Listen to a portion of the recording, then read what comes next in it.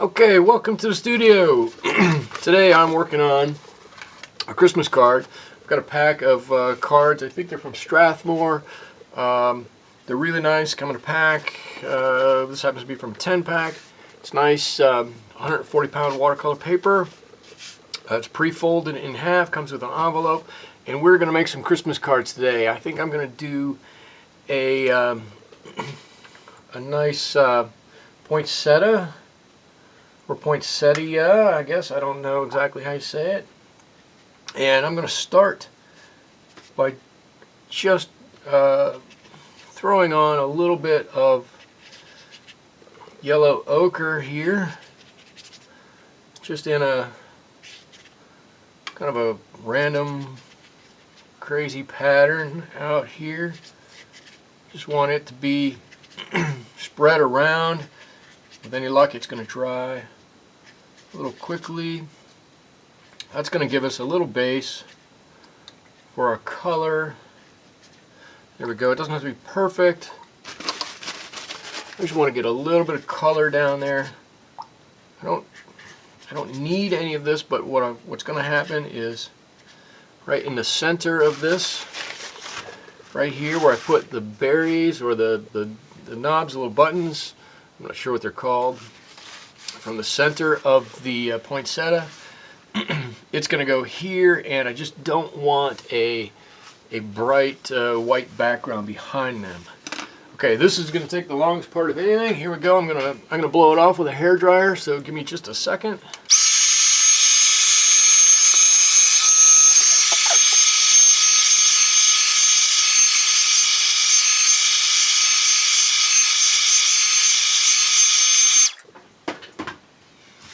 Okay, really good. Nice and dry now, so we can start the rest of our painting. I'm going to take a little bit of lemon yellow and mix it in with that yellow ochre. I'm going to leave it fairly thick. Let's see if I can get some of that. Here we go. And I'm going to drop in a few circles here. I want them to be varying a little bit in color. There we go. They don't have to be perfect. They don't have to be totally filled in. We just want to put some texture in there, really, is what we're trying to do. And I'm going to keep that color in reserve on my palette over here. I'm going to keep this over here because I'm going to be going back to that quite a bit. The next thing I'm going to do is mix up a little alizarin crimson, and that's going to be the base color for my petals.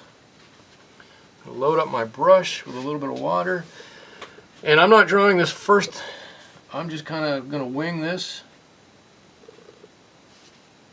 Our petals kind of rounded like this. Just going up to where I just might touch that. Let's see, I think this one comes out a little bit more like that. The biggest challenge, there we go,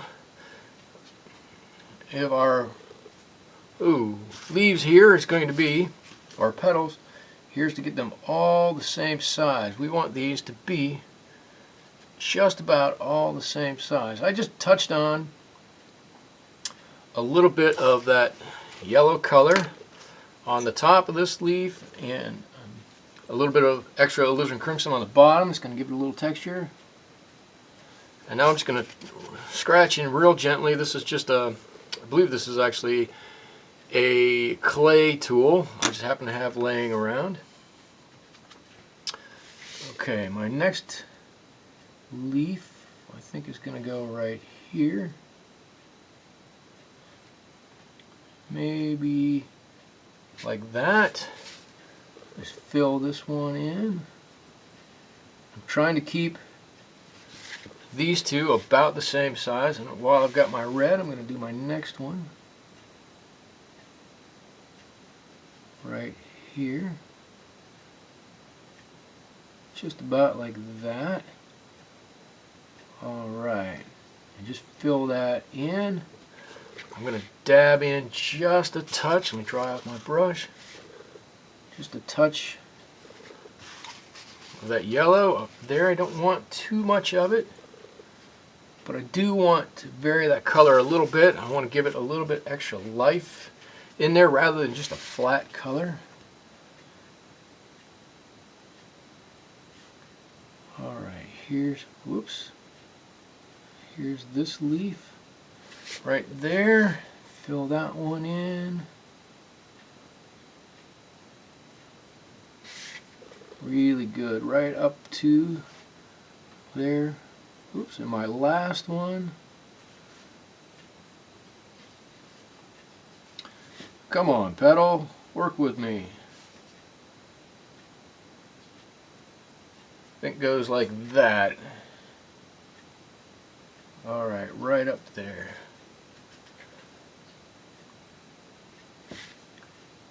There we go. And before it dries, I'm going to grab just a bit of that yellow and dab it on.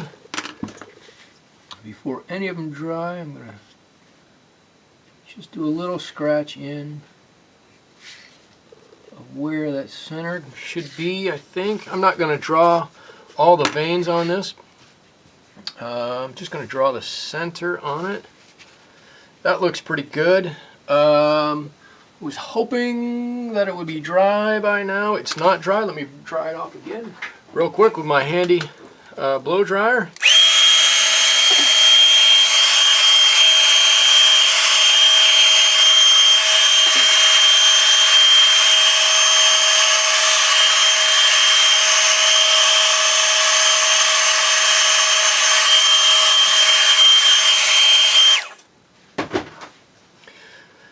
Okay, we're back. Now I'm going to put one more row of petals on just behind this. They're going to be just slightly larger than these ones, and then a couple of green leaves. So let's keep going. I'm mixing up a little bit more alizarin crimson, loading my brush up, and I'm gonna pause the movie. Okay, and I'm back. Where was I? I'm going to do a leaf right here. So, I need it to be just a little bigger than that one. Excuse me, my voice is going out. I'm going to start here.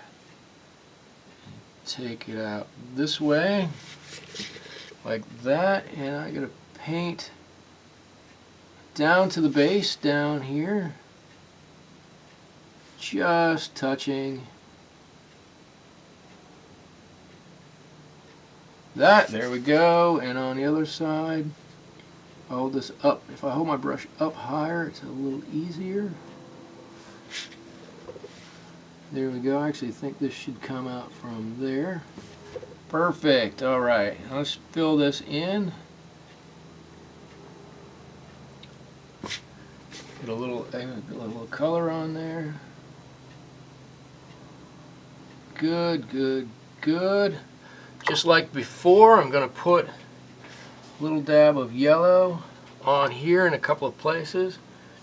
Unlike before, I'm going to put in a little dab of green. I was talking to a friend of mine, artist, painter friend of mine. She said many times, if you want to put on a shadow, instead of putting on blue color, which everybody does for shadow, you could put on the opposing color, the opposite color of whatever you're using, and that will make just as good a shadow. So I tried it the other day. It worked out pretty well. I'm just going to put a little bit of that at the base. You can see it right there. A little bit of green. I believe that is Hooker's green. There we go, right around the point of that one. And just let it sit there. And if nothing else, it does look pretty natural being down there, given that the petals of these poinsettias or poinsettias, however it is that you say it, start out as green and then turn red as the season moves on. So I'm just going to put a little bit of green in there, and it's going to fade out. That'll be really nice. Let's see. I'm pretty sure I've got another petal. Let's see. It comes out here. I can tell. There it is. I knew it was there. Found it.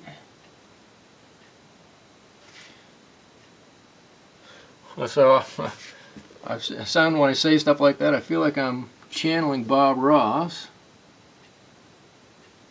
Just, oops, I got a little too much in there. Let me just get a little bit in here in that channel. There we go. Bob always said, you got to make up a story for whatever you're doing. If you've got a story for what you paint, you'll be able to paint it better. And if you can find something in your painting, you'll always be able to paint it and talk about it. Well, I just found a petal in my painting, and so I know how to talk about it because I just found it. There he is. Alright. I'm going a little slow. I probably don't need to go quite this slow. Actually, before I get too far, I might be a little late on these. I need to draw the center of my flowers here. Let's see, let me get a little bit of my green mixture. Just put a little dab there, not much. Alright, let's see, I know I've got another petal just waiting right about there. I know it's there. I can see it. There we go. I hope you guys aren't getting the top of my head in this video. I hope you're getting to see the picture. I'm leaning over a little bit. I just noticed that. And again, a lot of painters paint on an easel or a sedentary thing. You see, I'm constantly flipping my paintings around. I paint mostly on a flat surface, and that allows me, as I need to be able to turn my painting to make it easy for me to paint it. Let's see, I think I've got another petal right here. I think it's sitting there. It must be right behind that one. There it is.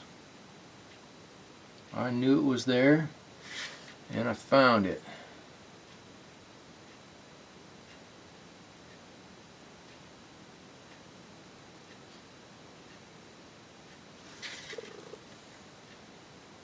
Let's see, it comes out from right there. There we go.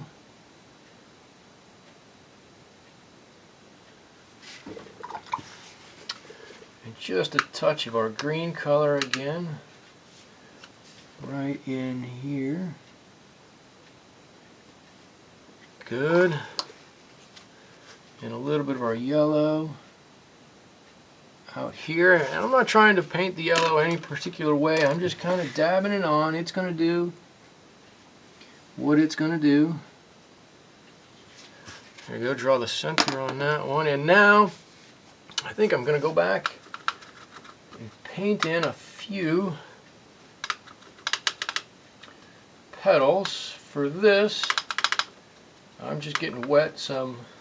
You can see I'm doing the whole thing with some real basic colors. This was my Hooker's green. This is, I believe, Windsor green, alizarin crimson, and lemon yellow here. So just the really basic colors. And right about here I can tell, and this one is a little bigger because it's a petal. Maybe I shouldn't have done that. I might touch there, but we'll deal with it if it happens. I've got a leaf. Here it comes right up around.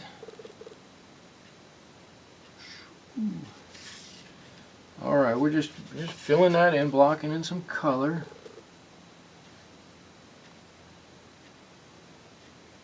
There we go. Straight into there. Now in here, I want to put some of this straight green, make it a very strong, dark as I can get it. Just drop that in there. So I want that to actually be on some of my shadow color rather than drop in a blue. Ooh, there's a big drop of it. Might be too much. We'll figure something out. And I want to do the same thing with my leaves here. Just drop in a little bit of that yellow. I got a bubble here now. Let's take that bubble out. There we go. And let's see. I've got a leaf over here that I'm sure is there. Right. Let's see. Must be coming out right here.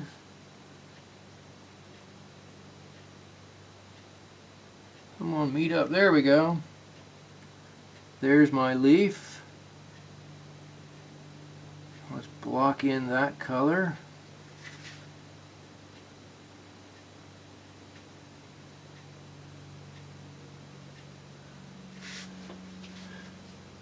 All right.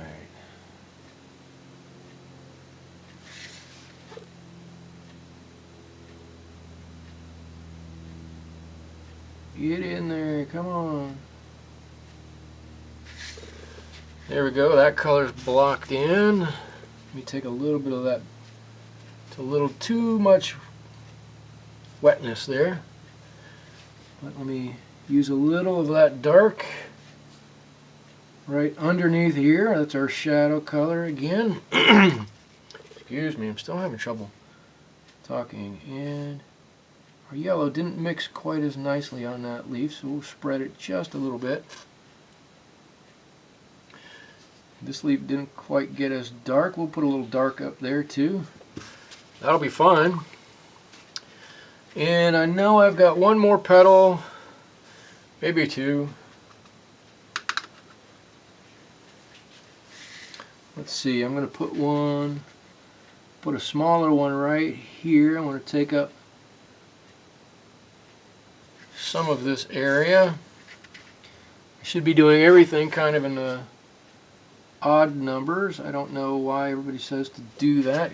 Paint odd numbers. It makes your painting more interesting. So if you want to paint leaves, you paint 3 or 5 or 7 instead of 2 or 4 or 8. But in this one it worked out that I think we're going to have 4 petals. Let me put my yellow in there. A little bit of my dark color down here. Make that nice and dark, maybe a little dark over there. Let's see, before we get too far away from it, put in a, I might have missed it over here, but we'll scratch one in anyways. And I think for this drawing, for this painting, we'll do an extra one right over here. It comes out here, I'm sure. And right on down. Just like that.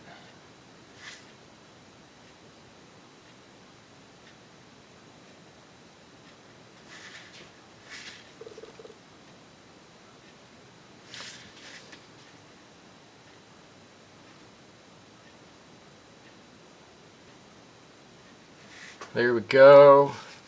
The last one, a little bit of our dark back up here. underneath. It's just going to give the indication of a little shadow under there. Going to put on a little bit of this yellow, a little bit of highlight. Before we lose our water, I'm going to scratch in our thing, and here's our card. Let's dry it off one last time.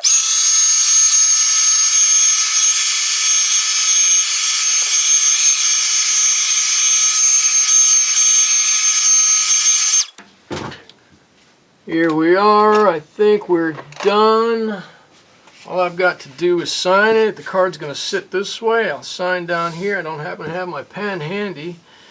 You can see our leaves here, which were straight color, standing out. We got a little bit of shadow back here, which pushes those behind, and the green even further back.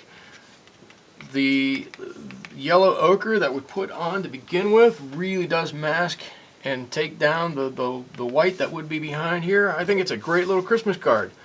Only about 30 more to do. If you like the video, give a like to my video. If you like the video, give a like to the video.